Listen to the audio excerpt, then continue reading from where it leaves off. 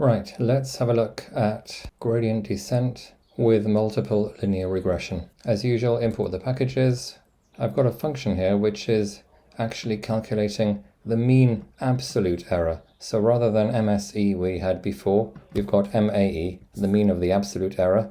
You can see in the middle there we have np.absolute of the difference between predictions and actuals. Be that as it may, I'm pretty sure we're not going to be using this function just yet, although we will need it later.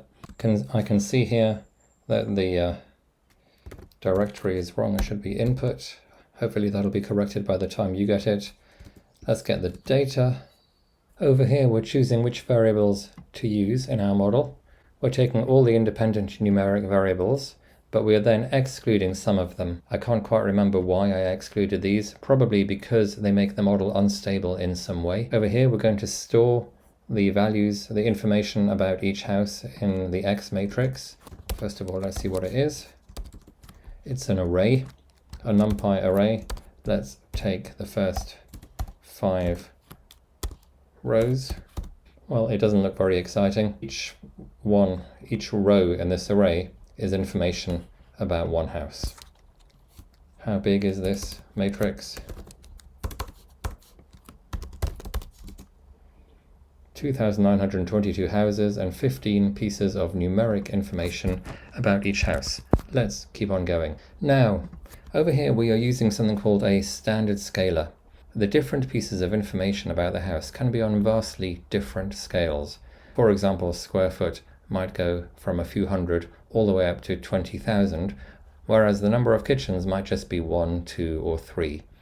This kind of massive difference in scale can cause problems. What standard scaler does is to transform the information in each feature to be on a similar scale. I think one of the homework questions is going to ask you to look in a bit more detail about how standard scaler works. But right now, we are going to instantiate it and fit it. So let's do that.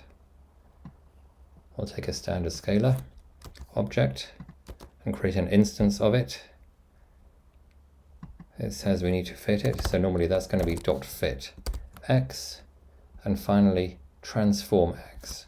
So although we normally have predict, in this particular case we have transform x. And I've actually said we should overwrite x with the result. So, oh, that didn't work. Sorry, that should be standard scaler dot transform. There we go. Now let's see what we have to do. In the functions below, do the following. Function predict. Well, we want to make predictions. Predictions equals x dot coefficient, and we want to return the predictions. Oops, I put that in the wrong place.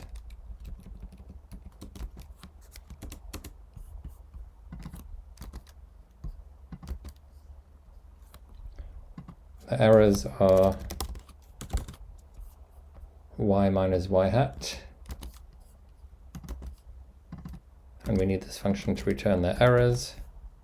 The gradient, we've been told, is minus 2x transpose dot the errors. And finally, the loss function is given by the square of the errors, which we've been told up here can be achieved like this. Mainly what's going on here is this bit over here. Error transpose dot error gives the square of each term. Try the matrix multiplication if you don't see that immediately. Ravel is going to squeeze the resulting array because we want it to be a scalar. Moving on. Most of this code is written for you, and it's very similar to the gradient descent we did for one variable. Calculate the gradient using function gradient descent.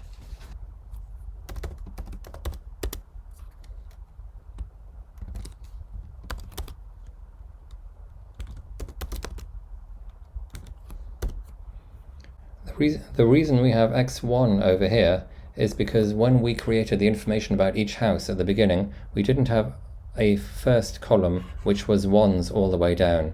And as we mentioned in the video clip, we need a first column with ones because it's the ones that is going to multiply the intercept. The column of ones was inserted up here.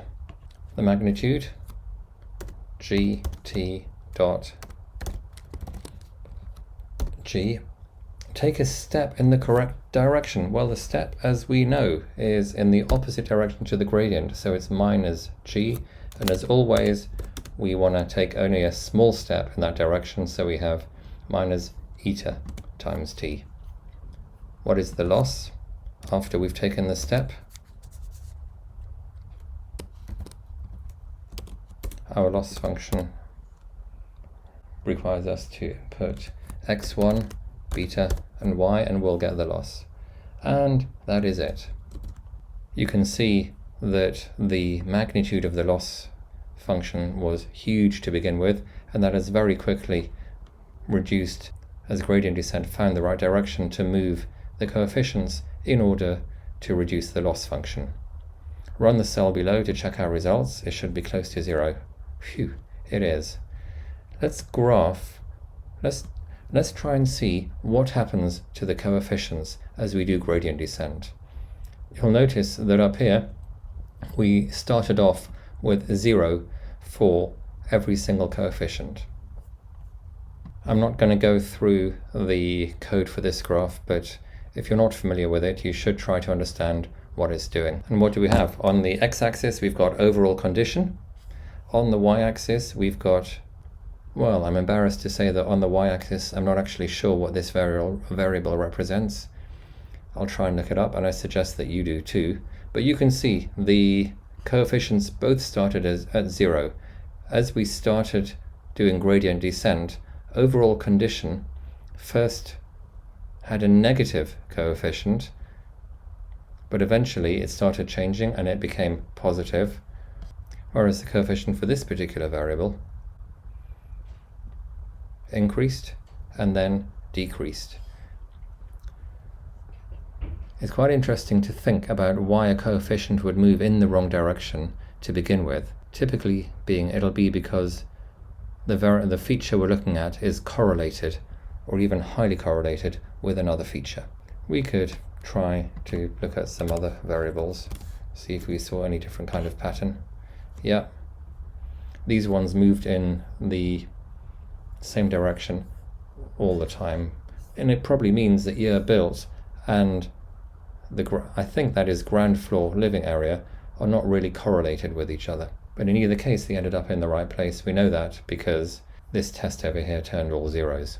To do, inspect the paths for various values of eta. As eta increases, convergence will be quicker, but make it too big and gradient descent will diverge. I really recommend you try some of those experiments. It's certainly possible that one of the homeworks later on may include more experiments on gradient descent. But that is it for now for gradient descent. I'm sure you've had more than enough of it this week. We will be doing a bit more in later weeks, but hopefully it won't be quite this painful, but I can't promise.